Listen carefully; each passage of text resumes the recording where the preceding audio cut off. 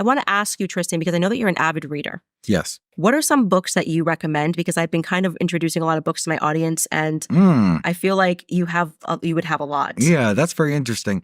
It depends if you're talking fiction or nonfiction. So reading as a way of escapism. Like I like stories. I like fictional novels because you learn a lot from them. I would say that ignore all the movies; they're all gay. But everyone knows the story of the Three Musketeers. You know that's a 50-hour read if you read that book. No, it's a extremely long and incredible book. And what you learn from that, although that these people were fictional characters, is the real love that men can platonically have for other men.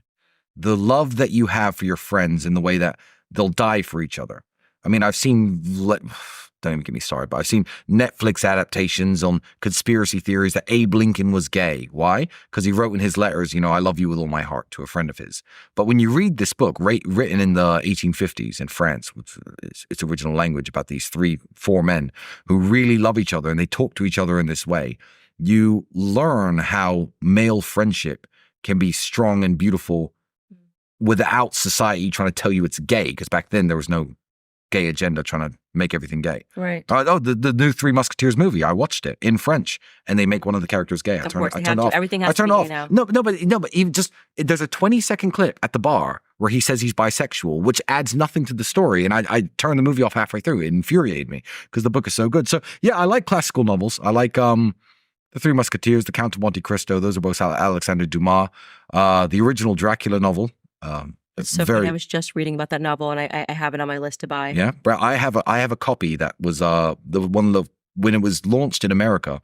They sent 13 copies of it over in 1899, and they were on display in bookstores for people to flip through to see if the novel was going to be a success. I have one of those 1899 copies. Wow.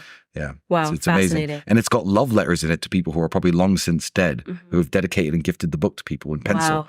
Wow. Yeah, very cool. So I'm a book collector as well. I like first editions. And history is really important. Yeah. Yeah, because they changed so many books and editions, and like to be able to actually hold the original. Get the original novels. Yeah. Yeah.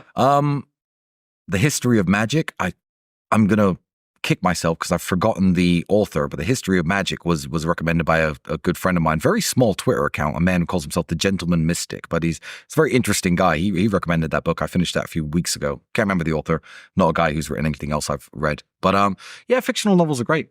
And if you're a man, I mean, I like the James Bond novels by Ian Fleming. Of course you all. Super cool. And I get that you maybe wouldn't like him as much as I would, but if you're a young man, read it. You know? Read it. Men love that. Yeah, there's a lot of lessons in there, a lot of meaningful quotes, a lot of meaningful passages, and a lot of lessons in there about how to be a man, how to man up. So there's a lot of reality in fiction. And there's a lot that the authors are trying to tell us about the real world, even through their fictional stories.